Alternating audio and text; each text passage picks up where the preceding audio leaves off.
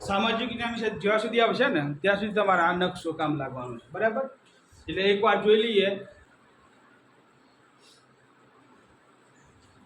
આ છે વિશ્વનો નકશો, બરાબર? એમાં આપણે જોયેલું કે 7 ખંડો આવેલા છે. કેટલા ખંડો આવેલા છે? 7 ખંડો અને 5 મહાસાગરો. કેટલા મહાસાગરો? 5. કોઈ પૂછે કે મહાસાગરો કેટલા, તો કેટલા કહેવાના? 5. તો એ 5 મહાસાગર અને 7 ખંડો કઈ જગ્યાએ આવેલા છે એ આપણે જોઈએ.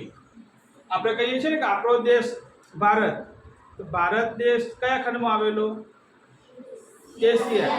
તો આપણને ખબર હોવી જોઈએ કે એશિયા ખંડ કઈ બાજુ આવેલો છે, બરાબર? તો આ રહ્યો એશિયા ખંડ, દેખાય છે બધાને? તો આ જે ભાગ ખરો ને, આખો ભાગ, એ આખો ભાગ શામાં આવશે?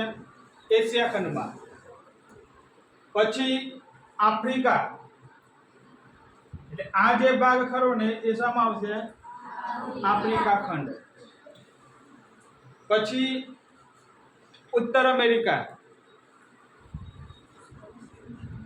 અને આ છે દક્ષિણ અમેરિકા. પછી એક છે એન્ટાર્કટિકા. કયો ખંડ? એન્ટાર્કટિકા, જ્યાં સંપૂર્ણ બરફ છવાયેલો હોય છે ત્યાં, બરાબર? અને સૌથી નાનો ખંડ એટલે ઓસ્ટ્રેલિયા. એમ આ 7 ખંડોનો આપણું વિશ્વ બનેલું છે. પછી 5 મહાસાગરની વાત કરીએ તો આ અમેરિકાની જે પશ્ચિમ બાજુ જે દેખાય એ કયો મહાસાગર? પેસિફિક મહાસાગર. કયો મહાસાગર? પેસિફિક. પછી આફ્રિકાની પશ્ચિમ બાજુ તો એટલાન્ટિક મહાસાગર, એટલે 2 મહાસાગર થયા. હવે ત્રીજો મહાસાગર છે હિન્દ મહાસાગર. એ આપણને બધાને ખબર છે, ક્યાં આવેલો છે? ભારતની દક્ષિણમાં, બરાબર ને? એટલે 1, 2, 3.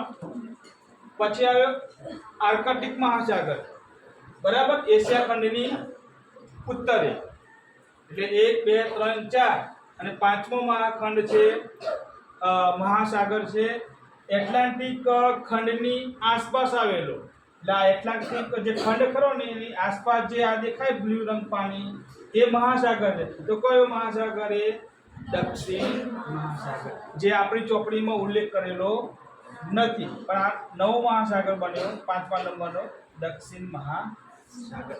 એમ આપણા દેશમાં, વિશ્વમાં કેટલા ખંડો આવેલા છે? 7. કયા કયા ખંડો? ઉત્તર અમેરિકા, દક્ષિણ America, Asia, Africa, Antarctica, Europe, Australia. બરાબર?